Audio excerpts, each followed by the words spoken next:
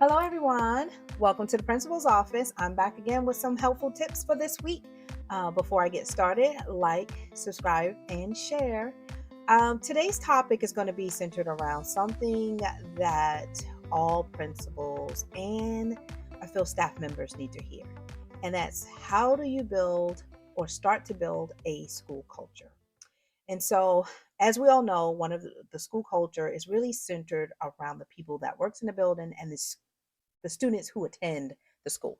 And so, one of the things that I was able to do during my time as an administrator was to help rebuild a school culture. And I say help because, yes, I was the administrator and then later became the full time principal.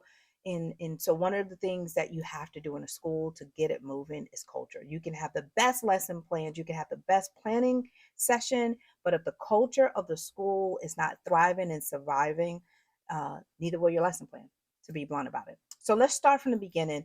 And I just want to spend today just to focus on how do we get the right people in place to help build the culture. Okay, so how do you hire principals, right? Are you the one that's throwing the advertisement out there? I need a fourth grade, I need third grade, I need second grade. Probably so.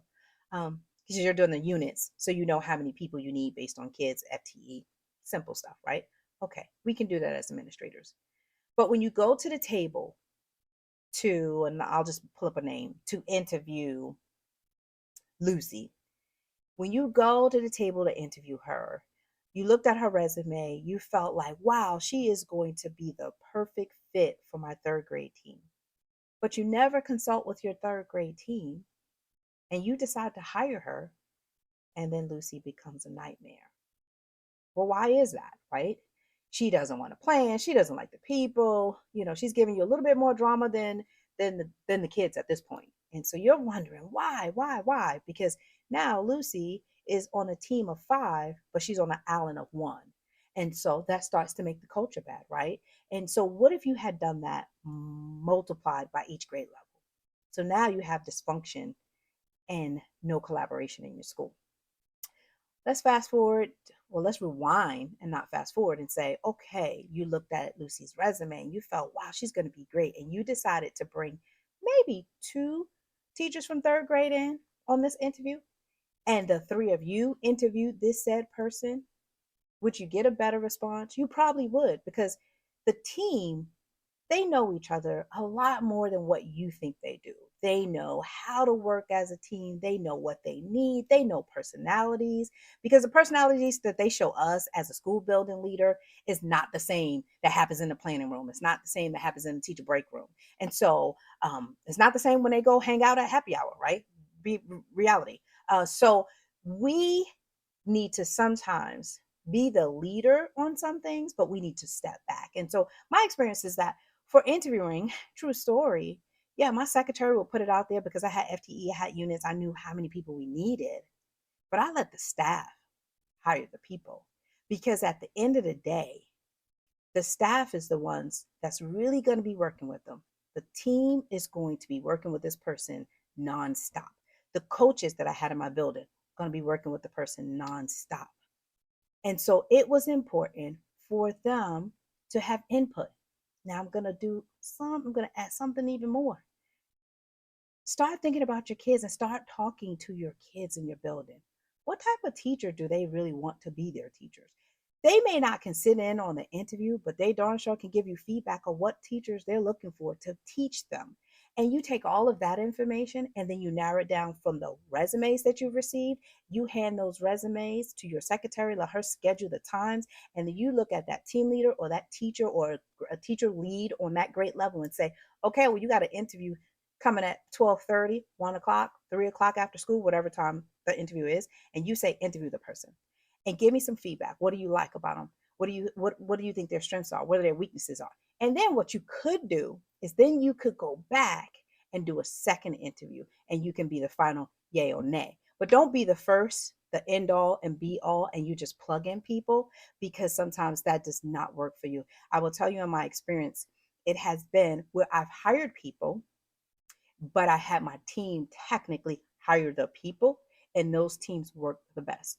At a high need school, uh, second highest transient school, there was a 99% retention rate. It wasn't always that way. Kudos to the principal that was there prior to. I was his assistant principal, but he always worked on culture pieces, and we worked on giving the teachers something more. And so that could be a whole different video about the professional development and the other parts that go with culture. But I just wanted you to really think, especially because right now there's a lot of administrators out here and they're looking for great teachers to be in their schools. But I need them to take a breath, take a step back and say, is it me that really needs to hire this person? Or do I need to call in my friends, which is your coworkers, the people that work for you, and say, hey, we got a third grade opening. You're on the third grade team. What are you looking for? Can you help me interview this person? Or can you interview the person and tell me what you think? That is 99%. I'm going to tell you one of the best things that you can do because you're not making that decision on your own. The other thing is teachers, because there's two sides of this. Teachers, please, please, please, I'm going to beg you, don't go and throw your name in a hat for every place that you think you want to work. Please research the schools, right? Know about the school culture, know about whether they have one or not, reality. Know about the grade level that you're trying to go to, know about the population, the community, okay? Come to the table with a little bit more than I'm an ELA specialist, I'm a math specialist, I'm a science specialist. Because if you really want to be at the school, you got to show them why you want to be at the school, what has attracted you to that school. And I know that some schools get incentives, a dollar incentive to be there. It can't be about the dollars, because when you add the dollars and the nonsense up, sometimes it don't add up, and vice versa. So it can't always be about the dollars. It has to be about something greater. And I will tell you that the teachers that I worked with, it was deeper than the dollar. Yes, we did like getting the extra bonus money. Yes, I liked making sure that they had extra in their paycheck when I could, based on a grant or based on what was afforded to us as a school in budgeting. But I will tell you, if you stripped all of that away from them, they really loved their jobs. They loved the kids. They loved the community. They didn't always agree with each other. Don't get me wrong. Everything wasn't rainbows and sunshine, but we had a work ethic that was common. We had a vision that was common. We had a goal that was common. And then I respected them and let them do what they needed to do as professionals. But they also had to know what it was that they wanted to do as professionals. And then every now and then, I'll tell you, even with that, we would get someone that didn't know, that couldn't see their way. And we had two ways that we did it. Either we worked you through it so you could find your way, or we worked you out so you can see the exit. True story. But with saying all of that, I know that you're in times for hiring. And so, principals, I wish you all the best of luck on finding that right person. For those of you that are trying to find the right school, I wish you all the best luck. But keep in mind, on both ends, whether you're the teacher that's trying to find a perfect school, or whether you're the administrator trying to fill your building, just keep your mind on the who and the why, remembering why you're doing what you're doing and who you're doing it for. The kids are at stake, and we really are trying to make a difference for them.